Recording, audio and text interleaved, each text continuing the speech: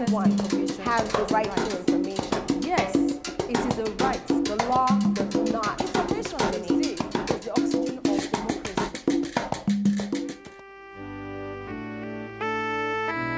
Hello and welcome to the 7th episode of Understanding the Freedom of Information Act series, brought to you by the Right to Know, R2K Nigeria.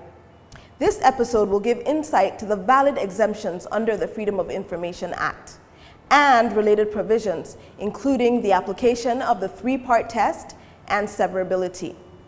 We had said in episodes 1 and 2 that the right of access to information is not absolute, but that disclosure remains the norm while secrecy is the exception.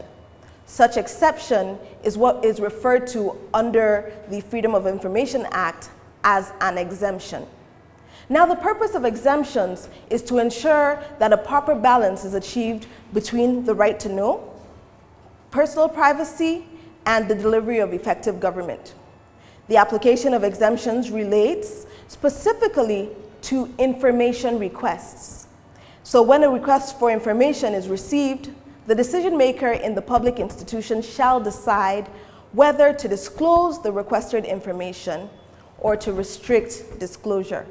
However, the only valid reasons for restricting information are clearly outlined in the FOI Act.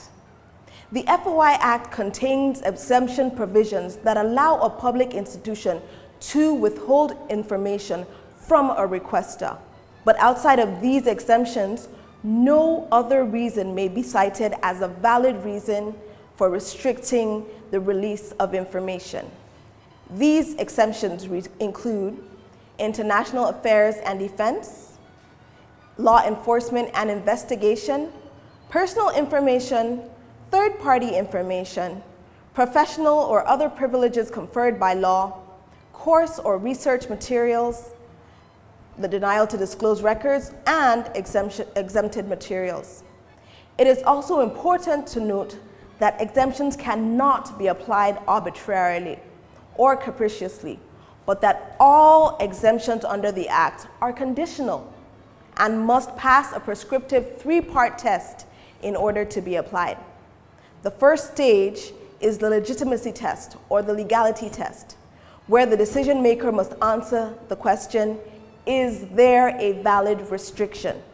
And what this means is that the information requested must fall into at least one of the valid exemption categories prescribed under the FOI Act. Otherwise, it must be disclosed. The second stage is the harm test, whereby the decision maker must ask, would disclosure of the information cause an actual and significant harm? Now, the harm factors may differ from case to case, influenced by criteria in the conditional exemption that applies. Note, however, that the mere occurrence of embarrassment does not constitute an actual or significant harm. Also note that if disclosure will not cause an actual or significant harm, then the public institution must disclose the information requested. The third stage is the public interest test, by which it must be established that regardless of the harm, it is in the greater interest of the public to disclose the information. So the question is, does the harm outweigh the public interest in the information? Again, the public interest factors may differ from case to case. In deciding how to balance the public interest, the decision maker must weigh the factors favoring access and those favoring non-disclosure. So if the public interest exceeds the harm, then the public institution must disclose the information.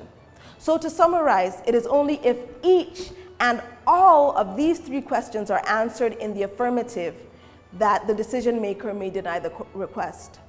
Otherwise, the public institution must disclose the requested information, or this would amount to a wrongful denial of information. The final point I'd like to make is the point of severability, which simply means capable of being severed or divided without affecting the whole. The FOI Act states that if a document or record containing some information that should not be disclosed, This doesn't mean that the entire document should be restricted.